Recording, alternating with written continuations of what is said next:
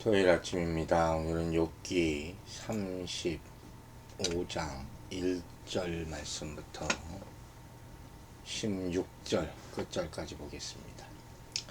엘리후가 말을 이어 이르되 그대는 이것을 합당하게 여기느냐?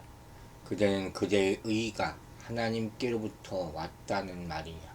그대는 그것이 내게 무슨 소용이 있으며 범죄하지 않는 것이 대개 무슨 유익이 있느냐고 묻지만은 내가 그대와 및 그대와 함께 있는 그대의 친구들에게 대답하리라. 그대는 하늘을 우러러 그대보다 높이 뜬 구름을 바라보라. 그대가 범죄한들 하나님께 무슨 영향이 있겠으며 그대의 악행이 가득한들 하나님께 무슨 상관이 있겠으며 그대가 의로운들 하나님께 무엇을 드리겠으며 그가 그대의 손에서 무엇을 받으시겠느냐? 그대의 악은 그대와 같은 사람에게나 있는 것이요 그대의 공의는 어떤 인생에게도 있느니라. 사람은 학대가 많음으로 부르짖으며 군주들의 힘에 눌려 소리치나 나를 지으신 하나님은 어디 계시냐고 하며 밤에 노래를 주시는 자가 어디 계시느냐고 말하는 자가 없구나.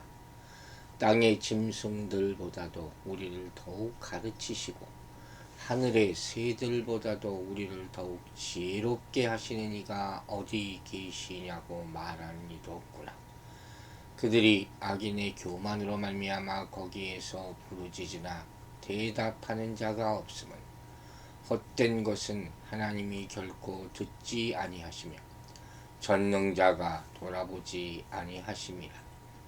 하물며 말하기를 하나님은 배울 수 없고 이 일의 판단하심은 그 앞에 있으니 나는 그를 기다릴 뿐이라 말하는 그대일까 보냐. 그러나 지금은 그가 진노하심으로 벌을 주지 아니하셨고 악행을 끝까지 살피지 아니하셨으므로 욥이 헛되이 입을 열어 지식 없는 말을 많이 하는구나. 아멘. 자, 이제 엘리후가 판단하기로는 욥은 자신이 바르다고 생각하는 거 아니에요. 계속 지금 그 주장이 지금 친구들과의 다툼에 끝까지 이렇게 결론이 안 나는 다툼에 원인의 한쪽이 되고 있는 것인데 이렇게 스스로가 정당하기 때문에 하나님도 자신을 옳다고 여기실 것이다 이렇게 주장하는 거거든요. 또 자신의 의가 하나님께로부터 비롯됐다고 생각하기까지 합니다. 즉 하나님도 그의 의를 인정하신다는 그런 말이죠. 그러면서 욥은 범죄하지 않고 의롭게 사는 것이 정말 무슨 소용이 있겠느냐 이렇게 지금 물어보고 있다는 거죠. 왜? 왜 지금 와서 이런 질문을 합니까? 그가 하나님이 보시기에 의롭게 살았어요. 그런데 그 결과가 뭐냐는 거죠. 복을 받기는커녕 극심한 재앙과 불행을 만나고 있지 않습니까? 그 의로움이 아무런 유익도 주지 못하는 지금 상황 속에서는 의로움 삶 자체가 아무 부질이 없다는 거죠.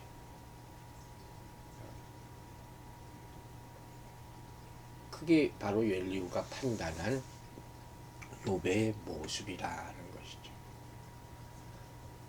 여기 나오는 이 유익이라는 말을 잘 생각해 봐야 돼요. 우리가 보통 유익이다 생각할 때는 항상 내 유익, 내 이익을 생각하죠. 이 자기중심적인 것이다 하는 거죠. 욥의 이 말, 엘리후가 주장한, 엘리후가 관찰한 욥의 모습이 사실이라면 욥의 선한 일을 하는 욥의 의로움이라는 것도 다 보상을 바라면서 했다는 그런 얘기라는 거예요. 여러분, 그것이 상대적일 뿐이라 하더라도 자신이 의롭게 살았다고 생각하면서 최선을 다해서 주님이 기뻐하시는 뜻에 순종했다고 여기는 사람은 자신이 이해할 수 없는 고난이 닥치면 불편해합니다. 그럴 수 있어요.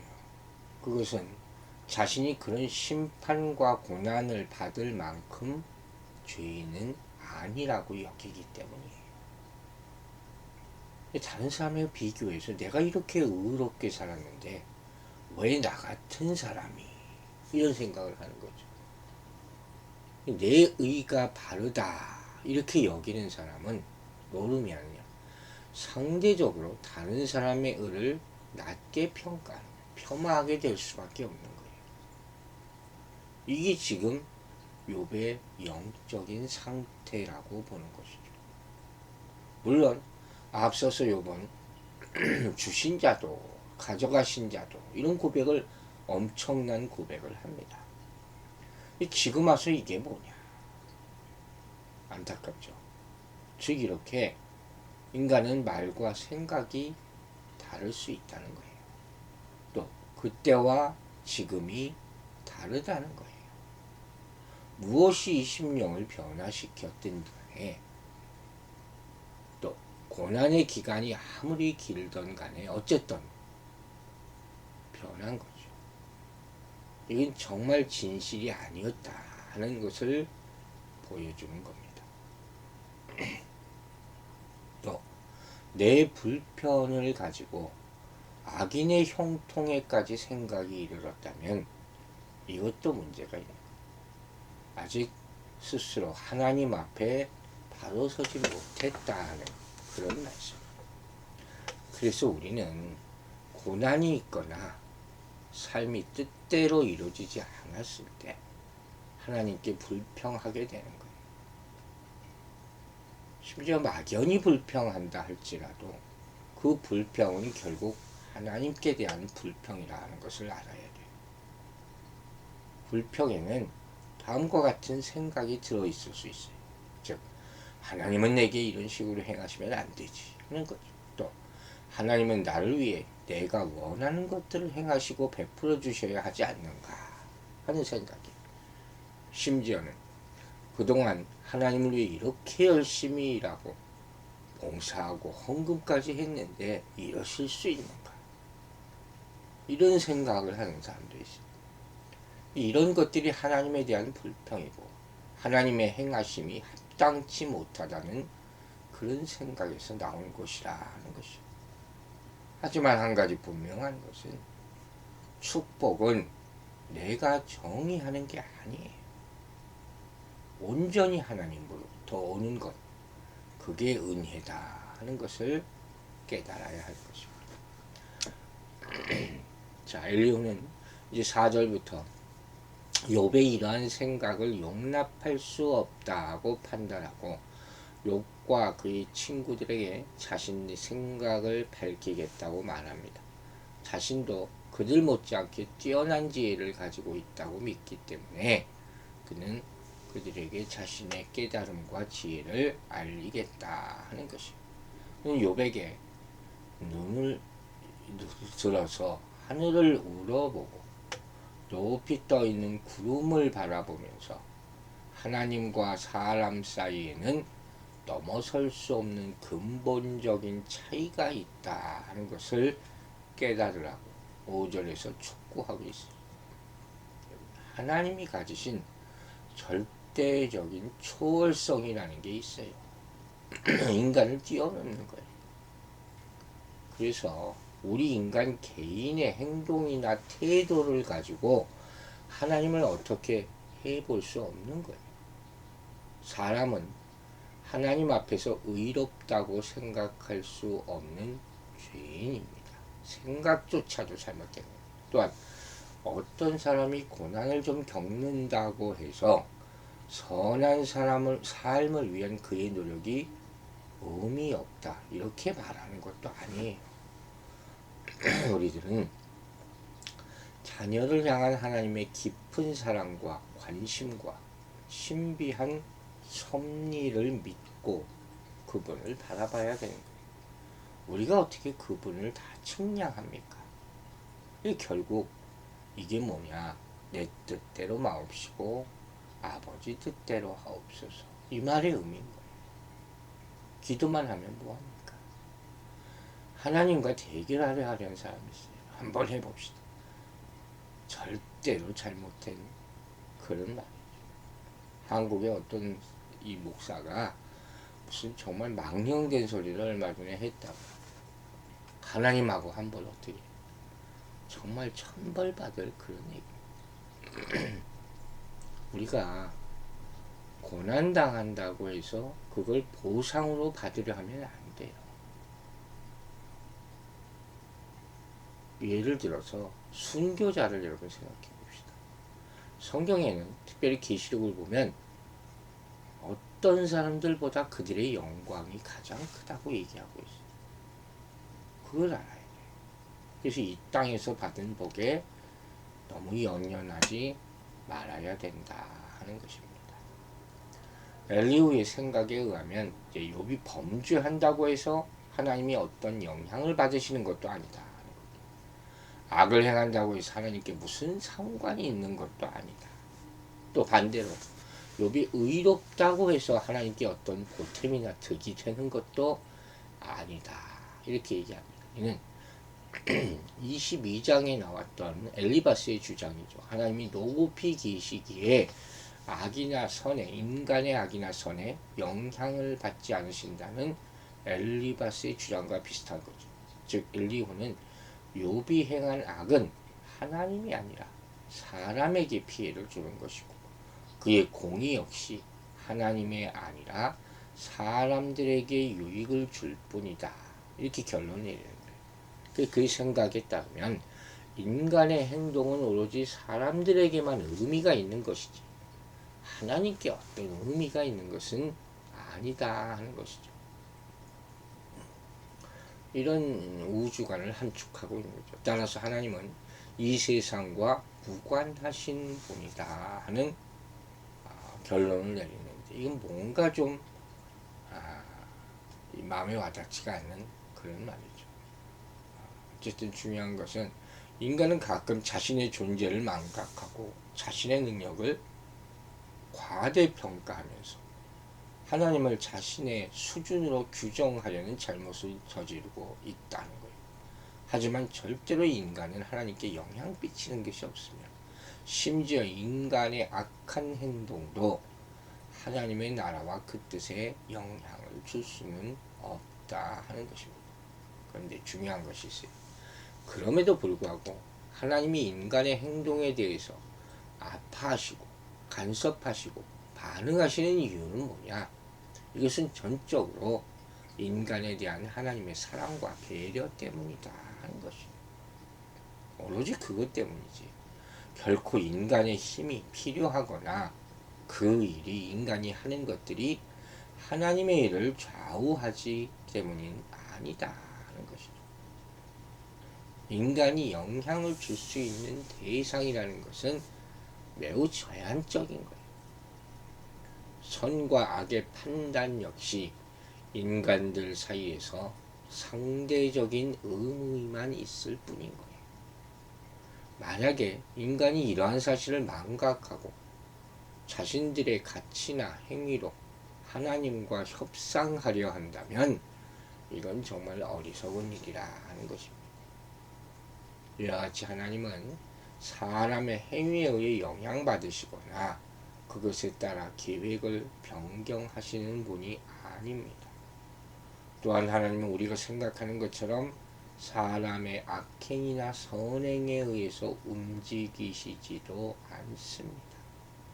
하나님의 모든 섭리와 통치는 우리의 생각과 판단을 뛰어넘으며 우리의 모든 예측에서 벗어나는 것입니다.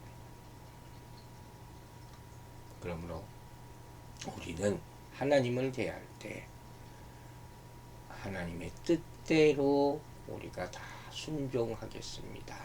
초월적인 하나님 앞에서 겸손과 경외감으로 항상 나아가야 할 것입니다. 이제 9절부터 응답받지 못하는 죄인들의 기도에 대한 영이 나와요. 사람들은 이 억압과 학대가 심해지면서 구원을 청하면서 울부짖게 되죠. 근데 이런 억압과 학대의 원인이 어디에 있는지 참회하는 마음으로 자신을 살피면서 진실한 마음으로 하나님을 찾으려 하지 않는 것이 문제라 하는 것이에요. 하나님께 구해야 되는데 그러한 모습을 볼 수가 없다 하는 그 말씀이죠. 엘리후가 가만히 여러 가지 생각을 하면서 살펴보니까 이런 얘기 없어요. 하나님은 절망과 고통에 때인 밤중에도 희망을 품고 즐거움과 기쁨의 노래를 부르시게 하는 분이요. 땅의 짐승들이나 하늘의 새들이 가진 것보다 더 큰 지혜를 주시는 분이다. 11절에 얘기합니다. 하나님은 이처럼 자비롭고 위대하신 분이다 하는 거예요. 그런데 사람들이 참회하는 마음으로 그분의 도우심을 바라거나 진실한 마음으로 그분께 돌이키지 않는다 하는 것이 엘리후의 가르침이라 하는 것입니다. 또 엘리후는 교만하고 악한 자들이 하나님께 부르짖어도 하나님은 들은 채도 않으신다. 이렇게 12절에서 말합니다. 하나님은 헛된 부르짖음에 귀를 기울이지 않으시고 그러한 자들의 호소를 돌아보지 않으신다 하는 거예요. 따라서 참회하는 마음과 진실한 마음이 없는 자들의 부르짖음에 하나님은 아무 응답도 하지 않으신다고 말합니다. 이 말 자체는 틀리지가 없죠. 그죠? 하나님을 알지 못하면서 드리는 기도는 하나님의 선하신 지혜와 통치를 구하는 기도가 아니에요. 그런 기도는 그저 고난에서 벗어나고자 하는 몸부림일 뿐입니다. 자기의 뜻을 하나님께 강요하는 기도밖에 되지 않는다 하는 거죠. 우리는 하나님을 깊이 신뢰하면서 겸손하게 간구하는 기도를 드려야 하는 거예요. 이러한 겸손한 자에게 전능자의 돌보심과 기도 응답의 은혜가 임할 것입니다. 그런데 문제는 이거죠. 이러한 가르침이 과연 욥에게 어떤 의미가 있는가 하는 거예요.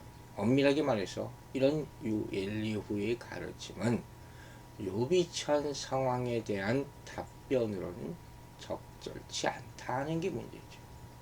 네. 욥은 사실 교만한 사람도 악인도 아니고 참회하는 마음으로 하나님을 찾고 부르짖어야 할 중대한 죄를 범한 적도 없기 때문인 거죠. 이제 마지막 14절부터 욥을 향한 하나님의 침묵에 대한 설명이 나옵니다. 사실 엘리후의 처방이라는 것은 재앙과 고통에 시달리면서 하나님을 향한 원망과 불평에 사로잡혀 있는 상황에 욥의 상황에는 맞지 않는 거라 그랬잖아요. 그의 가르침은 철저하게 예견 가능한 하나님을 전제함으로써 악의 문제를 교묘하게 피해가고 있는, 그래서인지 그는 하나님을 볼 수 없다고 불평하면서 모든 일에 대한 공정한 판단이 아니라 이 모든 판단이 하나님의 손에 달려있기 때문에 그분을 기다릴 수밖에 없다고 말하는 욥의 태도가 잘못된 것이다, 이렇게 비난하고 있어요. 더 나아가서 엘리후는 하나님이 악인의 행동에 대해 진노하심으로 벌을 내리시지도 않고 사람들의 악행에 대해 무관심하다는 욥의 불평도 못마땅하게 생각합니다. 그까지 그는 이 세 번째 발언을 마무리하면서 욥의 말이나 불평이 다 헛된 것이고 자기가 하는 말이 무엇인지도 모르는 채로 함부로 내뱉는 지식 없는 말이다, 이렇게 비난하고 있는 거예요. 엘리후도 결국 욥을 비난만 하다가 끝나게 되는 것이죠. 우리 모두 하나님이 광대하심을 깨닫고 그 앞에 겸손한 마음으로 엎드리는 그런 모습을 보여야 할 것입니다. 기도하겠습니다. 아버지 하나님, 오늘도 우리가 죄인의 모습으로 또 주 앞에 나옵니다. 한 주간의 삶도 하나님 앞에서 부끄러운 것이 너무도 많았습니다. 용서를 구하며 또 새 삶을 살기를 구할 수밖에 없는 이 부족한 모습을 불쌍히 여겨 주시옵소서. 하지만 이 가운데서도 우리가 낙심하지 말고 새로운 소망으로 살아가게 하여 주시며 은혜를 베풀어 주셔서 그 하나님의 놀라운 은혜 가운데 회복되는 역사를 체험하게 하여 주시옵소서. 우리가 인간의 노력으로 아무리 애쓴다 할지라도 어찌 하나님의 뜻을 다 깨닫고 알 수가 있겠습니까? 오로지 하나님이 기시 주시는 그 범위 안에서 은혜 안에서만 용서받고 또 우리를 사랑하시고 긍휼히 여기시는 그 안에서만 우리가 감사할 수 있을 줄로 믿습니다. 이제 또 우리가 주일을 앞두고 있는 이날 우리 마음이 평안케 하여 주시고 힘들고 어려운 것보다는 다시 회복될 소망을 가질 수 있는 그 주일을 준비하는 날이 될 수 있게 축복하여 주시옵소서. 우리 성도들이 다 거룩한 마음을 준비하며 주님을 나올 수 있도록 도와주시옵소서. 감사드리며 예수 그리스도의 이름으로 기도했습니다. 아멘.